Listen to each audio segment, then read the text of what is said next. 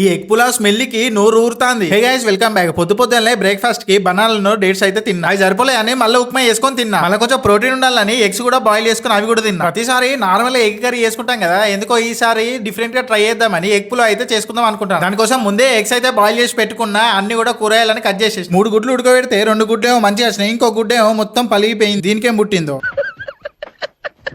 ఇక పులావులకు సరిపడా రైస్, కోడిగుడ్లు అన్ని వేసేసి మంచిగా మిక్స్ చేసేసిన. కరెక్ట్ ఒక 20 నిమిషాలు మంచిగా ఉడిన తర్వాత మన పులావ్ అయితే రెడీ అయింది. ఈ పులావ్ వాసనకే మస్తు అనిపిస్తుంది. ఇంకా తింటే ఏ రేంజ్ లో ఉంటుందో. ఇక ప్లేట్లకు వేసుకున్న ఉల్లిగడ్డలు కూడా పక్కకు పెట్టుకున్నా. ఇక టేస్ట్ గురించి చెప్పనక్కర్లేదు, ఎందుకంటే అది మనమే చేసినాం కదా, సూపర్ ఉంటది ఎట్లయినా. ఈ కోడిగుడ్లు బాయిల్ చేసిన తర్వాత ఆయిల్ ఫ్రై అయితే మంచిగా ఉంటది. కాకపోతే నాకు టైం లేక నీ డైట్ వేసేసిన. ఇక నైట్ కూడా మిగిలిన పులావే తినేసిన. ఎందుకో నైట్ 11కి మళ్ళీ ఆకలైంది. ఇక అందుకే రూమ్ లో ఒక ఇప్పి ప్యాకెట్ అవుతుంది, దాన్ని ఇప్పి మంచిగా సూపి వేసుకున్నా. ప్రతిసారి డ్రై వేసుకుంటా, ఎందుకో ఈసారి సూపి ట్రై చేయబుద్ది అయింది. లైక్ సబ్స్క్రైబ్ చేసుడు మర్చిపోకు. అంతే, ఈ రోజుకి ఇంతే, మళ్ళీ రేపు కలుద్దాం. బాయ్.